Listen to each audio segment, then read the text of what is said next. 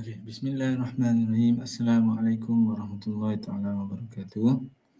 Okey, hari ini saya Muhammad Faiz bin Faizal akan membentangkan atau berbicara tentang tajuk isu-isu semasa berkaitan etika dan perundangan dalam bidang pendidikan. Okey, terlebih dahulu terima kasih kepada Puan Mezatul Akmam, iaitu pensyarah EDUP 2132 Profesionalism Keguruan. Okey. Saya ingin mengambil peluang ini untuk berkongsi pandangan saya mengenai satu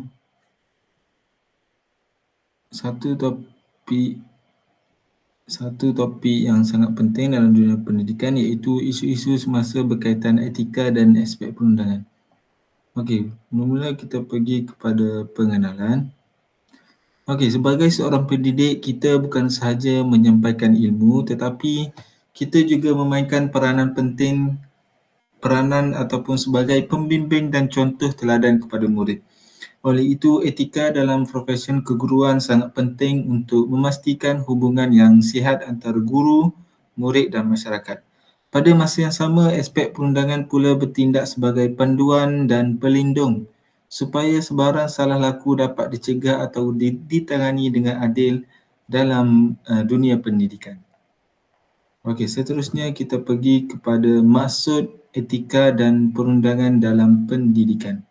Okey, etika perguruan ini merujuk kepada prinsip moral dan nilai profesional yang perlu dihayati oleh setiap guru seperti yang digariskan dalam Kod Etika Perguruan oleh KPM.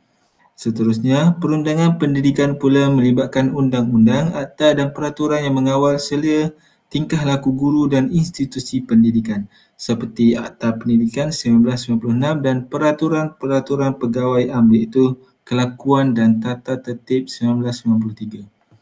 Okey, seterusnya kita pergi kepada isu-isu semasa etika keguruan. Okey, antara isu yang sering dibincangkan ataupun isu yang bagi pendapat saya lah, termasuklah yang pertama ialah salah laku guru terhadap murid.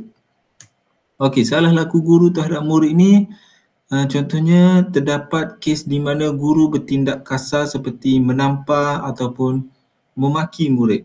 Ini bukan sahaja menyalahi etika, malah boleh didakwa di bawah undang-undang kerana mencederakan murid. Okey, jadi implikasinya akan menjejaskan hubungan guru dengan murid dan membawa kes ini ke lebih tinggilah, iaitu kes ke mahkamah. Okey, isu kedua ialah ketidakadilan dalam penilaian. Okey, ketidakadilan dalam penilaian ni contohnya ada juga isu di mana murid merasakan guru bersikap pilih kasih, mungkin dari segi pemberian markah ataupun layanan di dalam kelas. Okey, perkara ini boleh menjejaskan motivasi murid dan kepercayaan terhadap guru. Jadi implikasinya menimbulkan isu integriti profesional keguruan. Okey, seterusnya isu yang ketiga iaitu ketidakadilan dalam penyalahgunaan media sosial. Okey, zaman sekarang ramai guru aktif di media sosial, terutamanya contohnya dekat TikTok lah. Okey, jadi tapi ada juga yang berkongsi gambar atau maklumat murid tanpa izin atau membuat kenyataan yang kurang sesuai. Ini boleh melanggar etika profesional dan menimbulkan imej negatif kepada guru tersebut lah.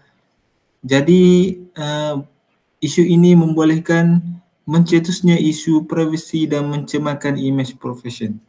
Okey, seterusnya isu yang keempat ialah gangguan seksual. Okey, isu ini amat beratlah bagi seorang guru yang mengajar dalam dunia pendidikan. Okey, jadi isu ini isu yang sangat serius.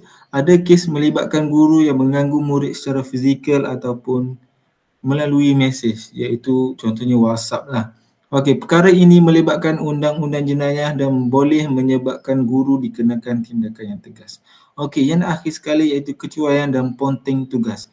Okey, kadang-kadang ada guru yang sering tidak hadir ke kelas atau tidak menyiapkan tugasan yang seperti yang diamanahkan. Ini menunjukkan kurangnya tanggungjawab dan semangat profesional guru. Okey, jadi seterusnya kita pergi kepada aspek perundangan dalam pendidikan.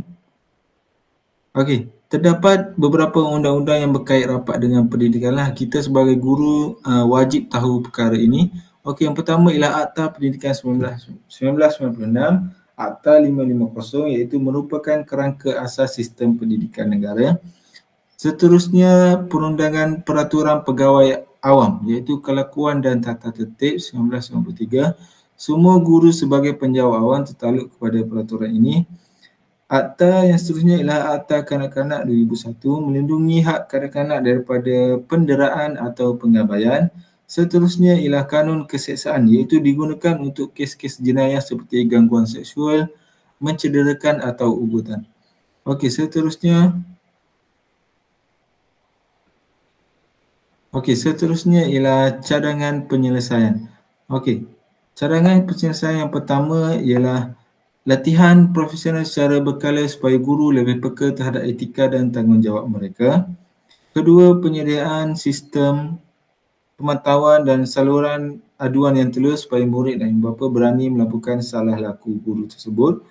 Ketiga, iaitu guru perlu diberi pendedahan berterusan tentang aspek perundangan agar mereka tahu batas dan tanggungjawab mereka dalam konteks undang-undang.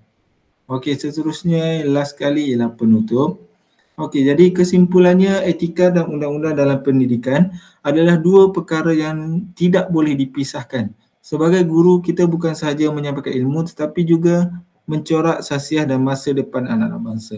Oleh itu, marilah kita sama-sama kekalkan integriti, berpegang pada etika dan sentiasa mematuhi undang-undang demi menjamin masa depan pendidikan yang lebih cemerlang.